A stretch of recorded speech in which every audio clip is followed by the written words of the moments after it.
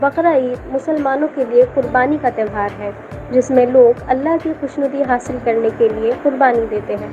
عید کے موقع پر پوری دنیا کے ساتھ ملک بھر میں مختلف قسم کے جانور بالخصوص بکرے لائے جاتے ہیں۔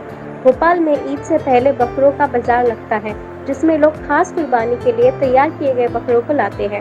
بھوپال میں بکروں کا مقابلہ بھی کیا جاتا ہے، جس میں سب سے زیادہ وزن والے بکرے کو کنگ کا خطاب دیا جاتا ہے۔ اس سال مقابلے میں سب سے وزنی بکرا 183 کلو کا ہے، جس کی قیمت 12 لاکھ لگائی گئی ہے۔ اس بکرے کو کنگ 3 کا نام دیا گیا ہے۔ اس کو روزانہ آدھا کلو گھی، دودھ، کاجو، بادام، باجرہ اور صاف چارہ دیا جاتا ہے۔ موسم کے حساب سے انتظام کیا جاتا ہے۔ گرمی میں کولر، سردی میں ہیٹر لگایا جاتا ہے۔ ہندوستان میں اتنے وزن کا بکرا موجود نہیں ہے۔ بیورو رپورٹ، تبصرہ رپورٹ۔